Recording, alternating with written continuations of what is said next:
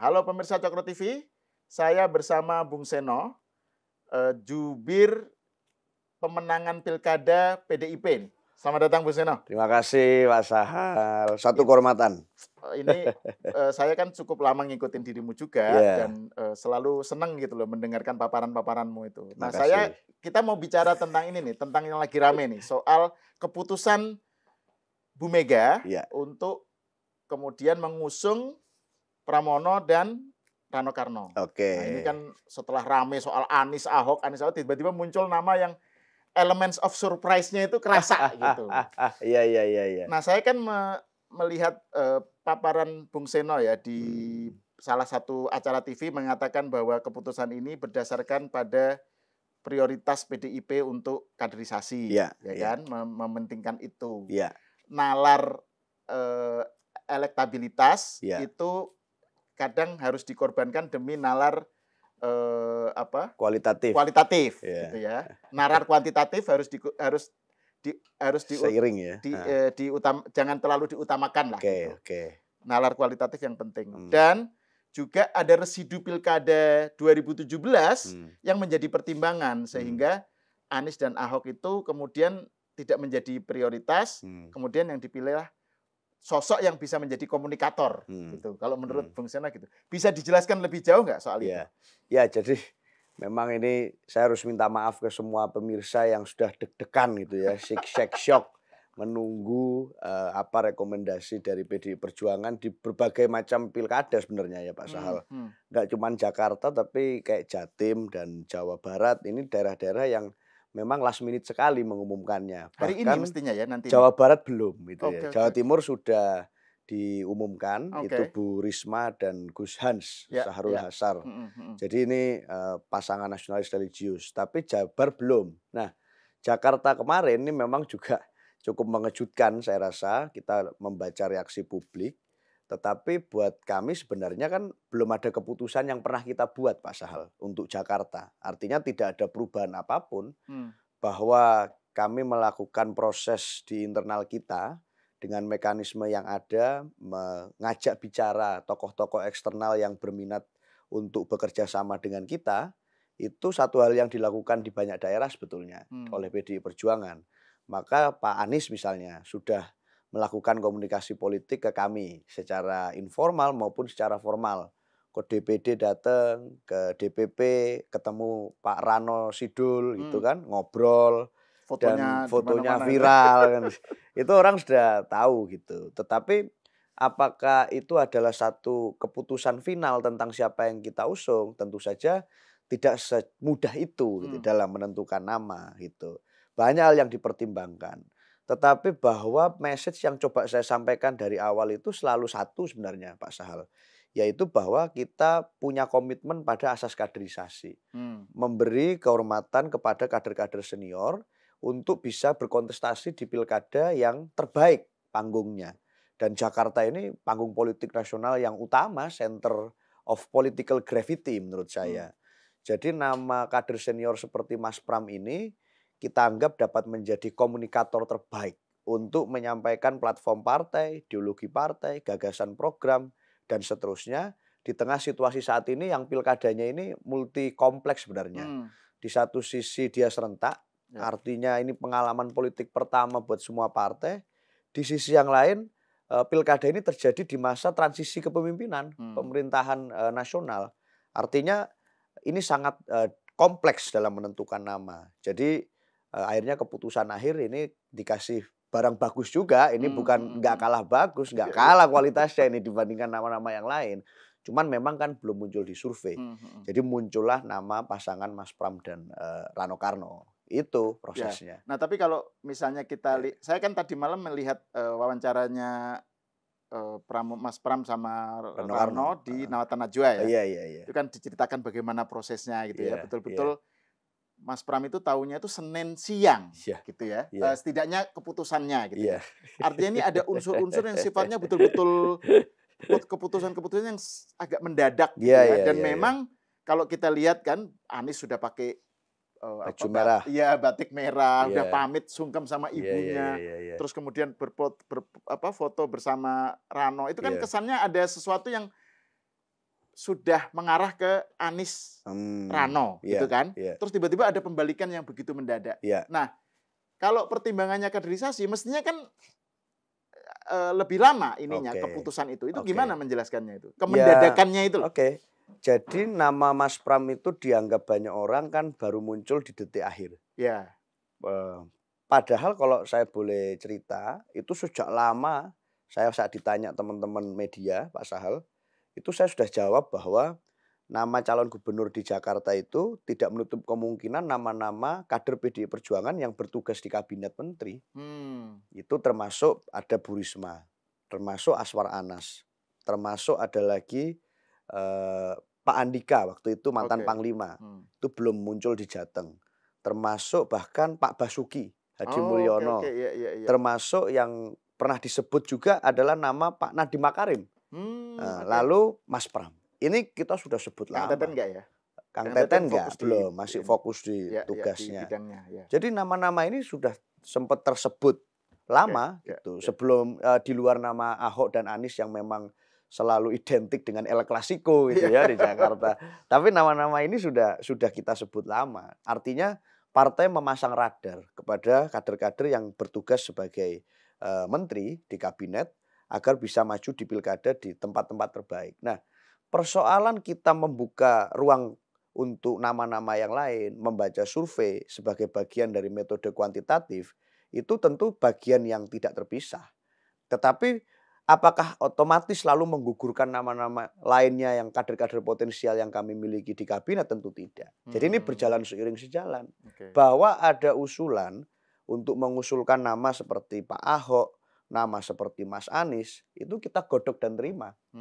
Dan kami yakin bahwa siapapun yang mengusulkan, apabila itu berasal dari internal partai, itu pasti sadar dan paham dan dapat menghargai posisi aturan main partai.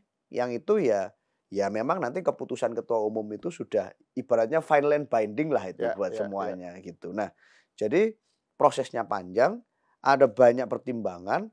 Pertimbangan terakhirnya semuanya adalah karena kita ingin Jakarta fokus kepada gagasan tentang bagaimana kita menyuguhkan kader terbaik dan menyiapkan program-program terbaik. Mas Anies pakai baju merah, kita apresiasi. Artinya beliau menghormati kan proses komunikasi yang ada di PDI Perjuangan. Ada concern-concern yang sama yang kita, irisan concern yang sama dengan Mas Anies yang kita bicarakan ada. Terkait bahwa Mas Anies punya keresahan tentang intervensi kekuasaan, Mas Anies punya keresahan tentang problem nepotisme misalnya, itu kita anggap ada irisan concern yang sama dengan kami. Jadi ngobrolnya juga enak. Dan kita tentunya berada pada posisi common issue kita di situ. Nah, tetapi kan masalah rekomendasi pilkada bukan hanya satu variabel. Pertimbangannya banyak sekali. Dengan Pak Ahok jelas beliau ketua DPP. Tapi kan sekarang tugas beliau bukan hanya mikirin Jakarta. Tapi karena ketua DPP se-Indonesia dipikirin. Jadi lebih gede sebenarnya. Nah, terus ini kalau kaitannya dengan Anies ini kan, kan memang kalau kita lihat hasil survei kan selalu Anies nomor 1 kan. Dan meskipun dia bukan kader, kemudian kenapa muncul wacana PDIP menggandeng Anies itu kan karena ada kebutuhan untuk konteks pilkada itu adalah pengen menjadikan, ini narasinya pengen menjadikan Jakarta itu sebagai battleground untuk melawan Jokowi. Karena Anies ini dianggap sebagai sosok perubahan, antitesanya Jokowi, oposisi gitu. Dan PDIP semangat kebatinannya, situasi kebatinannya itu kan situasi melawan Jokowi gitu. Nah, makanya kemudian nama Anies muncul dalam wacana ini. Nah, itu bagaimana Bung Seno melihat tadi itu bahwa ada upaya untuk menjadikan pilkada ini sebagai battleground untuk melawan Jokowi lah, mengalahkan Jokowi.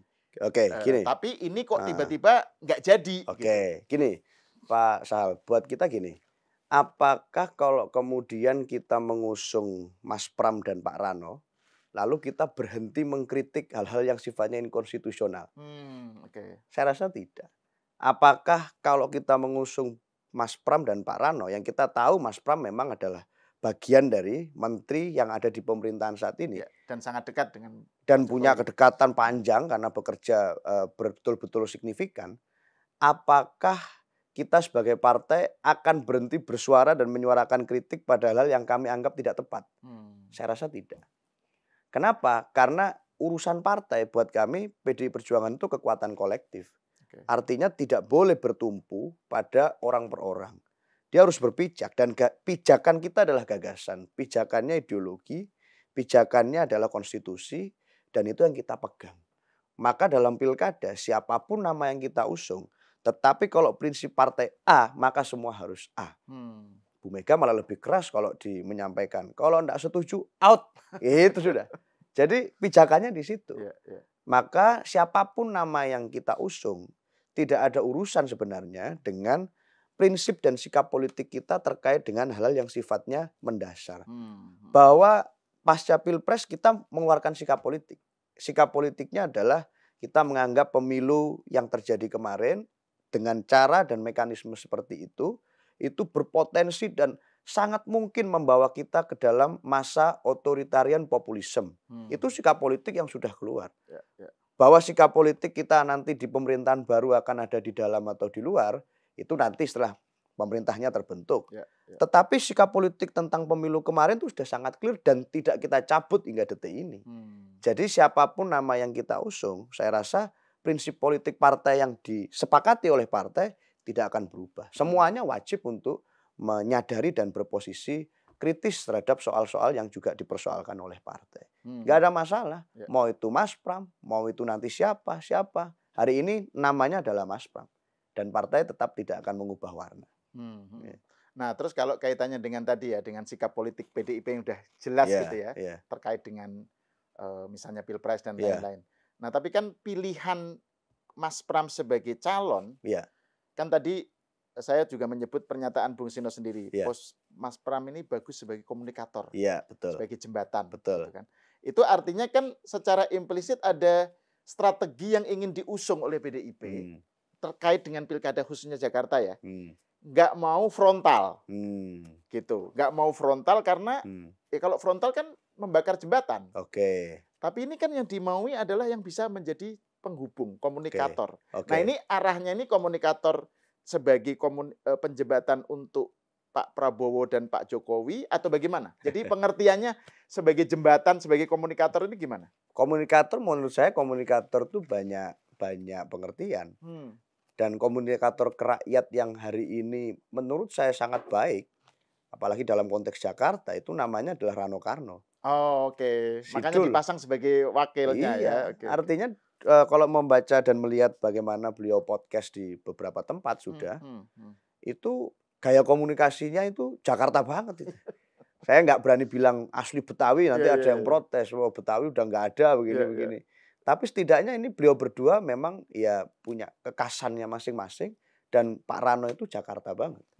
Secara misalnya bicara pembelahan tipologi sosiologisnya, Mas Pram ini kan mewakili sosiologis kultur Jawa. Yang itu di Jakarta populasinya demografinya gede ternyata, Pak. Ada yang komentar gini loh.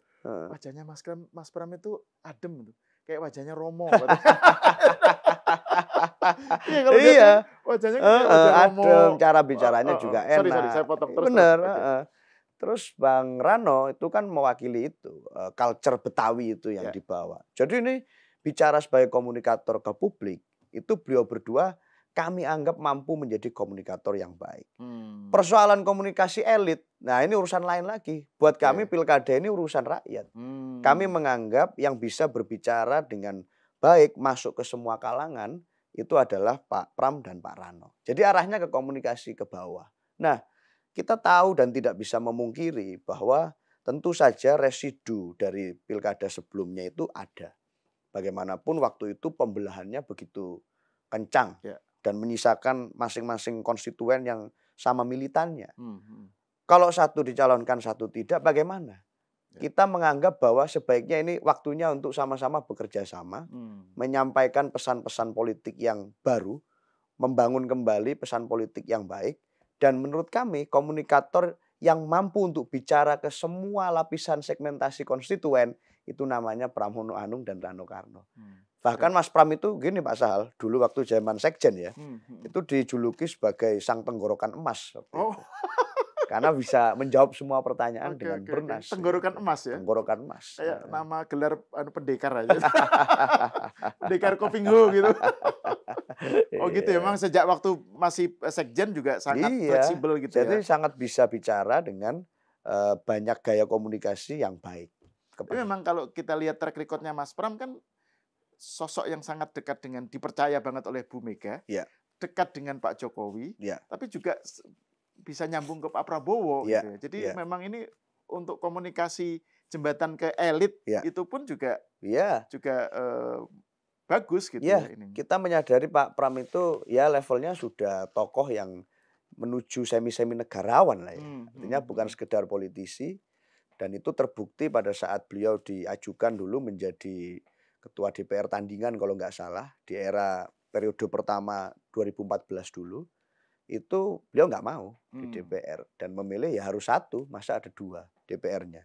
Jadi buat saya ini sosok yang memang adalah bagian dari orang yang bisa berkomunikasi dengan sangat baik, dan cara beliau menjadi menteri itu menyelesaikan banyak persoalan meskipun di belakang layar.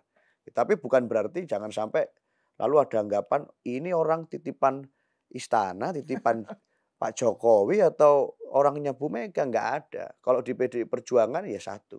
Saat bicara tentang kesetiaan garis kepartaian ya PDI Perjuangan. Wong Pak Pram itu malah minta untuk tidak dimajukan. Artinya ini perintah partai. Dan perintah partai itu alasannya apa? Tadi yang saya jelaskan. Itu Mas Sahal. Ya. Nah terus ini Bung Seno ya, kalau kita lihat sekarang saya mau menanyakan soal what next-nya ini. Kan sudah dipilih nih. Tapi kan ada fakta kuantitatifnya. Nah, kan Mas Pram belum dikenal. Tingkat popularitasnya itu di Jakarta saya nggak tahu, mungkin 10 atau 13 gitu lah kira-kira. Bung Rano juga baru, kan? Belum ada di radar ini. Nah, sekarang masuk ke dalam gelanggang yang waktunya tinggal 3 bulan. Betul. Nah ini meskipun tadi Bung Seno bilang bahwa nalar kuantitatif itu bukan satu-satunya ukuran, tapi kan pada akhirnya kalau pilkada itu kan bagaimana memenangkan kan? Kan nggak mungkin bertanding untuk nggak menang. Gitu. Nah itu gimana itu menyiasati time constraint ini? Satu, tentunya nggak ada sepak bola gajah dalam kamus kita. Artinya pengaturan skor, kita ini siap kalah maju, enggak. Kita di pilkada manapun tentu keinginannya adalah orientasinya ya menang. Artinya saat mengajukan calon, dia pengen menang. Dan intuisi politik dari Bu Mega, dari berbagai rekam jejak politik sebelumnya, seringkali menunjukkan bahwa orang dengan elektabilitas yang awalnya tampak tidak dominan, tetapi ternyata dia orang yang bisa menang dan bisa memimpin dengan baik. Itu cukup sering. Nah, faktanya misalnya di Jawa Tengah, Pak Sahal, itu nama Pak Andika itu beberapa waktu yang lalu sebelum di-spill oleh kami bahwa beliau adalah calon gubernur dari PDI Perjuangan, atau sebelum kami melakukan konsolidasi, itu namanya bahkan tidak ada itu di berbagai survei. Jadi nama siapa muncul. Pak Andika nggak ada. Sempat Mas Kaisang tinggi sekali, sempat Pak Lutfi juga tinggi. Pak Andika nggak ada. Nah, tetapi setelah kita fix mengusung Pak Andika, kemudian pasangannya Mas Hendy, itu namanya langsung melonjak tinggi sekali. Bahkan mengungguli seringkali menjadi yang nomor 1. Kenapa? Karena publik akhirnya membaca, oh ini arah politik orang yang mau maju ternyata ini. PDI Perjuangan mengusung ini, langsung melakukan perbandingan dan contrasting dengan calon yang lain. Nah, sama dengan Jakarta. Jangan-jangan selama ini nggak muncul ya karena memang nggak ada yang menyangka gitu loh. Jangan-jangan ini bukan ini, yang lain terus yang dibahas.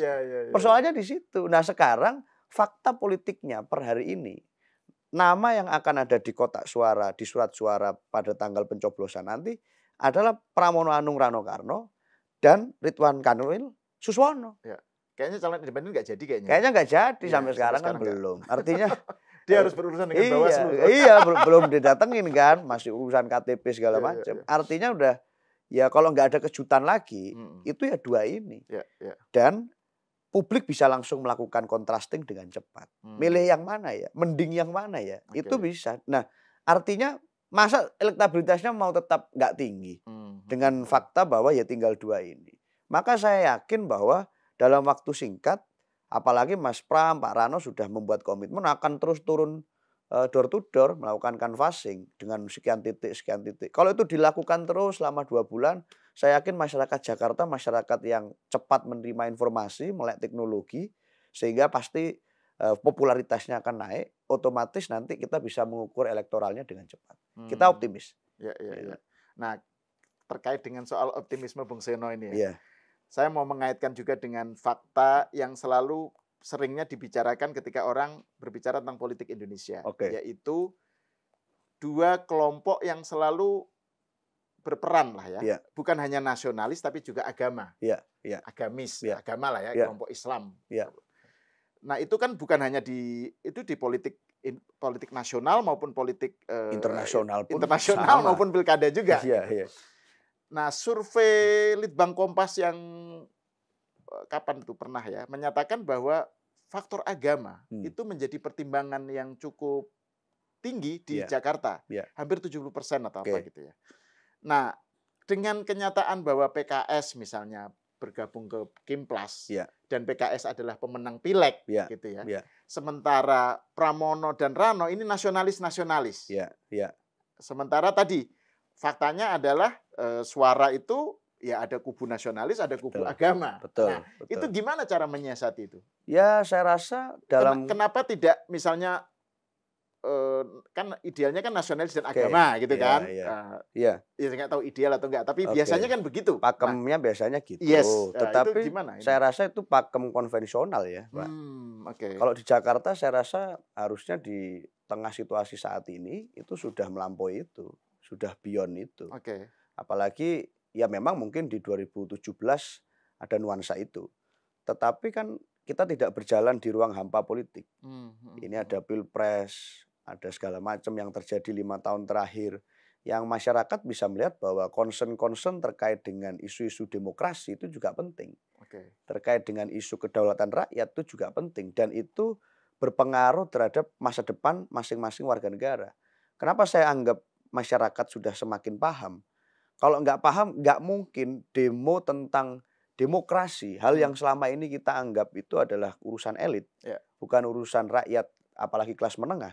Kemarin yang turun demo itu mayoritas kelas menengah, Pak Sahal. Gerak dengan natural, meluas di mana-mana. Dan kelas menengah, artinya orang kantoran, ini turun. Mereka menganggap ada urgensi untuk say something tentang ini. Dan artinya apa? Ada pergeseran menurut saya tentang hal-hal yang dianggap penting dan hal-hal yang dianggap ya ini tidak pada tempatnya kalau kita bicara politik dengan mengandalkan variabel-variabel itu saja. Nah, dari pasangan kita mau diserang urusan apa? Ini dua-duanya ini kan saya bilang tadi secara sosiologis ini mayoritas di Jakarta. Jawa secara sosiologis culture-nya juga sangat kuat di Jakarta. Culture Betawi juga kuat, yang itu direpresentasikan oleh Pak Rano. Jadi kalau masih bicara di urusan identitas, saya rasa Jakarta sudah melampaui itu. Dan sekarang kita akan menunggu saja bagaimana program dan platform dari masing-masing calon. Kalau kita sudah punya gambaran cukup banyak ya tentang apa yang harus kita lakukan, tetapi nanti tentu di panggung-panggung yang beliau bicara, beliau akan banyak bicara. Setidaknya tentang pelayanan kesehatan masyarakat, pendidikan yang lebih progresif, lalu penataan tata ruang. Jakarta saat dipindah sudah statusnya tidak lagi ibu kota, pindah ke IKN, maka bagaimana melakukan penguatan aglomerasi untuk bisa membantu penataan tata ruang. Lalu bagaimana memberi nafas kebudayaan di Jakarta, balai-balai rakyat yang itu juga poin yang dikemukakan oleh Bung Rano kemarin kan, itu gimana? Nah, nanti kita adulah dengan Pak RK dan Pak Suswono dengan isu-isu itu, termasuk tentang isu menjaga demokrasi substansial yang sehat. Nanti kita akan buktikan bahwa Pak Pram sekarang dianggap orang, wah ini titipan begini-begini. Beliau akan bisa bicara tentang itu. Dan Pak Pram kan sebagai orang yang berada di dapurnya pemerintahan. Itu kan tahu sekali, tahu banyak hal beliau. Nah ini juga ada dua pandangan nih, dua spekulasi nih, Bung Seno terkait dengan Pak Pram. Jadi ada yang bilang, wah Pak Pram titipan, gitu. Artinya, oh berarti Jokowi ini berhasil menyusupkan cawe-cawe. Tapi ada yang bilang juga, oh justru karena dia di dalam itu dia tahu banyak rahasia. Jadi ini memang kita kadang-kadang dua pandangan yang kontras ini gimana nih mendamaikannya ini. Nah, terus gini, saya tertarik dengan poin yang masih ada waktu ini ya. Monggo. Soal residu 2017 yang menjadi pertimbangan Bu Mega untuk supaya dilampaui. Kan makanya nggak milih Anies tapi juga nggak milih Ahok. Gitu kan? Karena kalau nggak Anies tapi ternyata Ahok kan itu muncul lagi kenangan 2017 kenangan lagi. Tapi kan kalau kita lihat kemarin waktu mengantar ke KPU itu kan Pak Ahok ikut dan kelihatan kalau ini penafsiran saya kelihatan wajahnya tuh sumringah banget gitu. Happy Pak Ahok happy banget. Gitu. Jadi dan itu kontras dengan Pak Ahok ketika sebelumnya ketika narasi soal wacana soal Anies itu kemungkinan diusung PDIP, kelihatan Pak Ahok kan nggak nyaman gitu kan saya. Gimana Bang Senang lihat itu soal posisi Pak Ahok dan soal residu 2017 itu? Poinnya gini sebenarnya Pak Sahal, kita ingin bisa bicara dengan masing-masing basis pendukung, baik itu Pak Ahok maupun Pak Anies. Karena dalam konteks tertentu kita ini sama-sama punya nasib yang sama di Pilpres kemarin. Jadi kita butuh komunikator yang handal untuk bisa bicara ke masing-masing kubu. Yang ini sama-sama militan dan sama-sama saya tahu punya maksud baik untuk demokrasi Indonesia. Maka kita perlu figur yang bisa bicara ke semuanya. Kita anggap Pak Pram bisa bicara, Pak Rano Karno bisa bicara ke masing-masing kubu ini dengan penerimaan yang baik. Nah saya harus akui Pak Ahok orang hebat, Pak Anies juga hebat dalam hal sebagai pemimpin masing-masing punya pengikutnya masing-masing. Tetapi tentu saja kita malah berharap sebenarnya di dalam pilkada ini menjadi momentum kerjasama bagi beliau berdua gitu loh. Kalau Pak Ahok kan sudah jelas ini akan mendukung pasangan Pak Rano dan Pak Pram dan Pak Rano akan menjadi bagian dari tim pemenangan meskipun Pak Pram minta Pak Dian yang jadi ketua, itu kan. Jadi ketua Pak Dian. Tapi Pak Ahok akan ikut serta di dalam sana. Nah, Pak Anies tentu kita akan butuh untuk banyak ngobrol juga selama pilkada ini sebagai sebagai mantan gubernur di Jakarta. Tentunya beliau punya banyak insight tentang bagaimana Jakarta harus dibangun. Ya kita harap itu diskusi itu bisa berlanjut sampai nanti selesai. Jadi ini justru malah dengan adanya calon Mas Pram dan Rano itu bikin Ahok malah justru semangat ya. Iya, biar semangat semua gitu loh. Gitu. Nah, terus ini Bung, ini pertanyaan terakhir Bung Sino. Terkait saya pengen meluaskan kanvas pembicaraan ya, bukan hanya kita ngomong DKI. Jakarta terus gitu. Iya, makanya saya mau karena kan dirimu itu kan pemenangan pilkada PDIP secara umum kan. Secara umum. Nah, kemarin kan yang soal Banten yang dengan kasus bukan kasus sih yang rame video Airin dan Bu Mega setelah itu kan Golkar masuk gitu ya. Terus kemudian Jawa Tengah Pak Andika, terus Jawa Timur Bu Risma gitu ya. Terus kemudian Jawa Barat belum ya? Jawa Barat malah puncak kejutan. Nah, puncak kejutan. Oke, belum tahu lah ini hari ini ya. Hari ini. Jangan-jangan ini pas tayang sudah muncul nanti. Nah, itu secara umum bisa nggak digambarkan bagaimana sebenarnya PDIP setelah ini kan ada berkah keputusan MK itu kan ya. Betul. Nah, gimana PDIP strateginya ya menyikapi pilkada-pilkada di daerah-daerah strategis. Banten, Jawa Barat, Jawa Tengah, Jawa Timur dan DKI ya. Jakarta. Ya, poinnya sebenarnya putusan MK kemarin buat kami itu menguntungkan semua partai, Pak Sahal. Bukan hanya kami, karena itu erga omnes berlaku untuk semua. Dan artinya kesempatan terbaik bagi partai-partai untuk menunjukkan ini loh kita punya kader. Gitu. Di daerah ini kita punya ini, di daerah ini kita punya ini. Jakarta aja 8 partai bisa mengusung masing-masing kalau mau sendiri-sendiri misalnya. Artinya ini kado terbaik lah untuk kemerdekaan kita tahun ini. Gitu. Nah, jadi kita menganggap ini kita mengapresiasi terobosan ini dari Mahkamah Konstitusi dan kita menanggapinya dengan menyiapkan kader-kader terbaik. Bu Risma itu kader perempuan yang terkenal bersih, bekerja dan orang sudah lama menunggu-nunggu kapan akan kembali ke Jawa Timur. Hari ini kita bawa Bu Risma untuk bisa kembali berkiprah di Jawa Timur. Yang spesial juga calonnya perempuan semua ya? Calonnya di Jatim perempuan semua, tiga-tiganya perempuan semua. Ini seru juga betul. Nanti. Terus di daerah lain pun sama. Nah, artinya gini, kita menganggap ini suatu kesempatan yang baik. Dan PDI Perjuangan sebenarnya di banyak daerah terbuka untuk komunikasi politik serta kerjasama politik dengan partai-partai lain. Di Banten sama Golkar kita jalan, di Bengkulu sama PAN kalau nggak salah, sama Demokrat juga jalan. Jadi sama hampir semua partai kita melakukan kerjasama, dengan Gerindra bahkan cukup banyak. Ada sekitar dari total rekomendasi yang kita beri, 9% sekian itu bersama dengan teman-teman Gerindra. Jadi kita menjadi titik temu persahabatan antar partai politik di pilkada daerah. Dan itu terjadi di mana-mana. Kami dengan partai-partai politik selama ini hubungan kami baik, Pak Sahal. Dan itu tercermin di pilkada. Tidak ada masalah kalau orang mengira kami ini PDI Perjuangan versus everybody. Enggak juga, di pilkada kita sama semua. Tapi yang menjadi soal, yang kita persoalkan adalah janganlah ada intervensi Raja Jawa ke partai-partai ini. Partai-partai politik ini sejarahnya terlalu panjang, terlalu besar daripada untuk hanya diintervensi oleh orang per orang. Itu aja masalah kita. Gitu. Oke. Ini yang terakhir nih. Saya mau Bung Seno men-spill sedikit nih soal kerjaan yang di luar kerjaan politik ya. Soal skripsi Anda ini. Tadi ngobrol sebentar, jadi skripsinya Bung Seno ini di Unair ya, di FISIP ya. FISIP Unair itu tentang pemikiran politik Bu Mega dan pelembagaan partai. Bisa dijelaskan dikit nggak? Kira-kira apa yang ingin Anda teliti? Ternyata sebenarnya kenapa pertanyaan ini muncul, karena beliau ini masih dekat sekali dengan dosen saya di UPOL sebagai Pak D-nya. Jadi paman. Oh, pamannya. Ponakan saya ada yang di Unair. Jadi akhirnya membahas skripsi. Enggak, saya ngambil sudut pandang tentang pemikiran politik Bu Mega dari pidato-pidato beliau di Kongres Partai dan kaitannya dengan pelembagaan partai, Pak. Jadi buat saya ternyata ini menjadi penting karena pelembagaan ini satu hal yang seringkali dilupakan. Apa sih kelembagaan? Ya kaderisasi, membuat sekolah partai, mekanisme partai, ya aturan mainnya lah.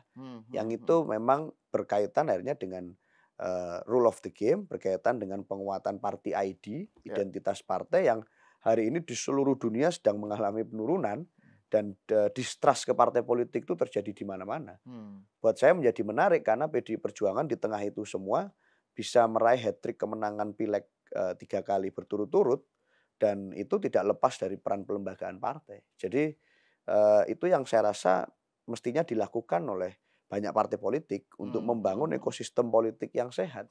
Jadi siapapun yang masuk ya harus mengikuti aturan main itu. Culture politik itu harus dihargai. Dan itulah yang kami tunjukkan di dalam pilkada ini.